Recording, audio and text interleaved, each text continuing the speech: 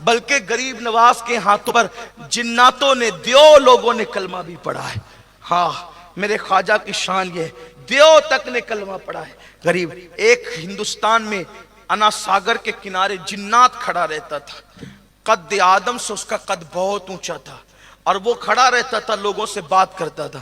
ہندوستان والے جب جنگ میں سب سے ہار جاتے تو سادی دیو کو مدد کے لیے پکارتے تھے، پھر اس کے قدموں میں لڑکیاں ذبح کی جاتی تھی اس کو راضی کرنے کے لیے۔ ایسے نہیں خوش ہوتا تھا وہ، لڑکیوں کا خون چوستا تھا سادی دیو، لڑکیاں ذبح کی جاتی تھی۔ ہندوستان کی تاریخ میں موجود ہے، مختلف کتابوں میں مختلف انداز سے سادی دیو کا تذکرہ کم و بیش ہر سیرت نگار نے لکھا ہے۔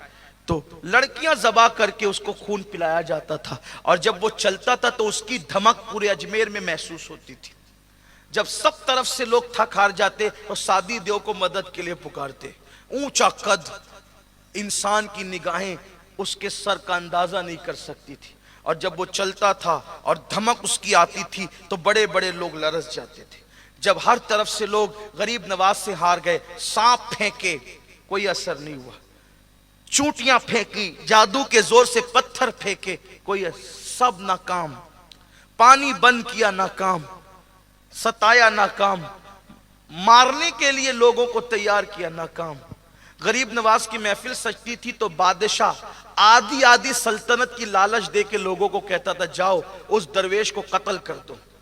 لوگ آ کے بیٹھتے تھے اور آ کر کے جب آپ کی تقریر سنتے تھے، غریب نواز کی تقریر جو محفل میں ہوتی تھی وہ 10-12 منٹ سے زیادہ کی نہیں ہوتی تھی۔ ہم لوگ تو تقریر کرتے کرتے گلا پھاڑ دے، آواز بٹھا لیں، لیکن کوئی اثر ہی نہیں ہوتا۔ اور وہاں بس 10-15 منٹ کی گفتگو، وہ بھی ایسی کہ الفاظ زبان سے نکلتے ہیں یا لگتا ہے کہ گلاب کی پنکھڑیاں جھڑ رہی ہے، اور تاثیر کا حال یہ ہے کہ دشمن بھی اپنے ہو جائے، دشمن بھی کبھی غصے میں نہیں آئے کسی پر۔ زندگی میں بابا قطب کہتے ہیں زندگی میں کبھی کسی پہ غصہ نہیں کیا، کبھی کسی کو جھڑکا نہیں، کبھی نہیں جھڑکا۔ غریب آج بھی پیار کرتے ماؤں کی طرح۔ میں نے کسی آستانے پر رسول اللہ کے آستانے کے بعد کسی آستانے پہ اتنے لوگوں کو روتے نہیں دیکھا جتنے میرے خواجہ کی چوکھٹ پہ روتے ہوئے دیکھا۔ ہاں ایسا لگتا ہے جیسے آنسو کسی کے نکلتے ہیں اور وہ اپنی آستین سے ہمارے آنسوؤں کو خشک کرتے ہیں۔ اور آستانہ غریب نواز کی خصوصیت یہ ہے، امام اہل سنت نے ذیل المدعا کے اندر جو احسن الویاء کا جو ہے وہ حاشیہ ہے، اس میں لکھا ہے کہ غریب نواز کی چوکھٹ وہ چوکھٹ ہے کہ وہاں دعا کرنے والے کو نہیں دیکھا جاتا، بلکہ غریب نواز کے صدقے ہر ایک کی فریاد کو سن لیا جاتا ہے، سب کی مراد وہاں پوری ہوتی ہے۔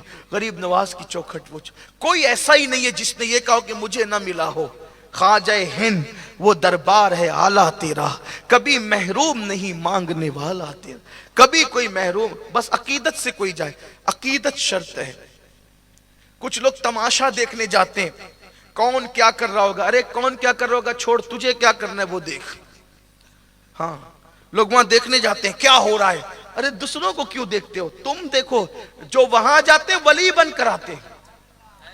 غریب نواز کے بارے میں بابا قطب نے فرمایا ہے کہ غریب نواز کی آنکھوں میں اللہ نے وہ تاثیر دی تھی، کسی کو توجہ سے دیکھ لیتے تھے اس کو اسی وقت ولی بنا دیا کرتے۔ یہ تاثیر ہے ان کی آنکھوں میں، جس کو دیکھا توجہ سے، اسی لیے اکثر آنکھیں بند رکھتے تھے کہ سب ولی بن جائے تو پھر کیا ہو، سب ولی بن جائے تو پھر کیا ہو، تو آنکھیں بند رکھتے تھے، اور آنکھیں کھول کے کسی کو توجہ سے دیکھ لیا تو ولی بنا دیا، پھر بنایا ولی، بروں کو ولی بنایا۔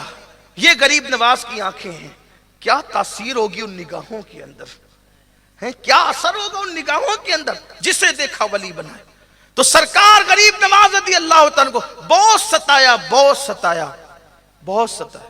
سرکار غریب نواز صرف پیار پیار پیار اور پیار، پتھر پھینک رہے ہیں پیار دے رہے ہیں، سانپ پھینک رہے ہیں پیار، اور کرتے کیا تھے بس اتنا ہی، آیت الکرسی پڑھ کر ایک دائرہ کھینچ دیتے تھے، بس کوئی جادو اثر نہیں کرتا۔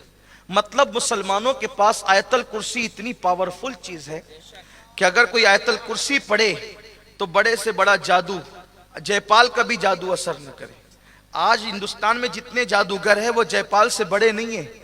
بہت بڑا جادوگر, 1500 چیلے تھے اس کے, جادوگر چیلے 1500 تھے. ہرن کی کھال پہ بیٹھ کے ہواؤں میں اڑتے تھے. ایک آیت الکرسی کے آگے سب زیر ہو گئے.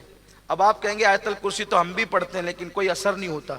بات اتنی ہے, لذت چائے میں ہے کہ زبان میں؟ ابھی تک لوگ یہ فیصلہ نہیں کر سکے.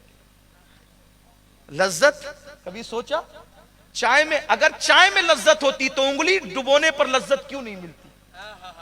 کبھی سوچا, کبھی دھیان دیا؟ اگر لذت چائے میں تھی تو انگلی ڈبونے پر چائے کی لذت کیوں نہیں ملتی؟ پیر ڈبونے پر چائے کی لذت کیوں نہیں ملتی؟ تو کہا لذت چائے میں نہیں ہے, زبان میں ہے. تو پھر پانی پینے پہ چائے کا مزہ کیوں نہیں آتا؟ کیوں نہیں آتا بھئی؟ پانی پیو تو چائے کا مزہ کیوں نہیں آتا؟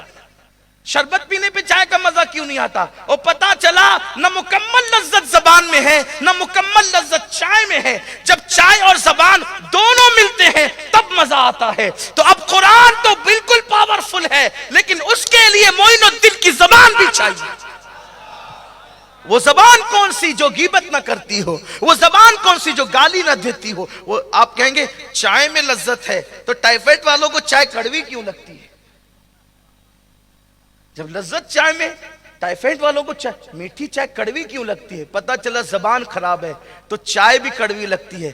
تو زبان بیمار ہو جائے تو چائے کا مزہ نہیں آتا, اور جب زبان روحانی طور پہ بیمار ہو جائے تو پھر قرآن کا وہ مزہ نہیں آتا جو مزہ اللہ والوں نے اٹھایا ہے. اپنی زبان کو اچھا کرو, اپنی زبان کو پاکیزہ کرو. آؤ زبان کی حفاظت کریں. تو قرآن ہے. آیت الکرسی پڑھ کے دائرہ کھینچا. میں کہتا ہوں مسلمان کو کسی کے پاس جانے کی ضرورت نہیں ہے. کوئی بابا, کوئی تعویذ, کوئی یہ, اتنا بڑا سب کچھ قرآن کے اندر سب موجود ہے. میں تو کہتا ہوں صرف بسم اللہ ہمارے لیے کافی ہے. صرف بسم اللہ. بسم اللہ کے 19 حروف ہیں, جو بسم اللہ دل سے پڑھے جہنم کے 1900 دروازے اس پہ بند ہو جائیں. تو بسم اللہ جب جہنم سے بچا سکتی ہے تو دنیا کا کون سا وبال ہے جو جہنم سے زیادہ سخت تر ہے؟ لیکن کوئی آئے تو صحیح. ہم تو مائل بکرم ہے, کوئی سائل ہی نہیں, راہ دکھلائے کسے راہ روے منزل ہی نہیں. آیت الکرسی پڑھ کے دائرہ کھینچ دیا, کچھ نہیں. سانپ آ رہے ہیں, بچھو آ رہے ہیں, یہ آ رہا ہے, وہ آ رہا ہے, کچھ نہیں. انا ساگر کا پانی بند کیا تو آپ نے پورا وہ اٹھا کر کے ایک کوزے میں بھر لیا. مشہور روایت ہے, میں اس کی طرف نہیں جاؤں گا. سنتے سنتے بچے بھی جوان ہوئے اور پھر بوڑھے ہو گئے. اب اس کی طرف کیا جانا جو آپ کو یاد ہے. ذرا دیکھو اللہ والوں کی محنت ہے. تو محفل کے اندر بہت سادہ گفتگو ہوتی تھی, بہت ایسا لگتے جیسے پھول جھڑ رہے, لیکن بات دل سے نکلتی تھی, دل میں اترتی. اور غریب نواز کی محفل تو وہ تھی کہ جو آ کر بیٹھ جاتا پھر وہ بیٹھا ہی رہتا. میں سوچتا ہوں جب ہم لوگ ان کا بیان کرتے, ان کی زندگی بیان کرتے ہیں تو عاشقوں پر ایسی مستی چھا جاتی ہے. ان کی زندگی میں یہ تاثیر ہے تو خود جب وہ بیان کرتے ہوں گے تو تاثیر کا عالم کیا ہو. رائے پتورا نے غریب نواز کے خلاف آدھی سلطنت کا لالچ دے کر ایک شخص کو, جوان کو بھیجا کہ جا اور اسے قتل کر دے, اس درویش کو. وہ آ کر بیٹھا رہا, لوگ بیان سنتے رہے. بیان سنتے سنتے محفل ختم ہوئی, لوگ اٹھ اٹھ کر جانے لگے. غریب نواز نے سب کو رخصت کیا, وہ بچ گیا. فرمایا بابا سب کا کام ہو گیا, اب تم جس کام سے آئے تھے وہ کام کر لو. تم جس کام سے, دیکھو قاتل کو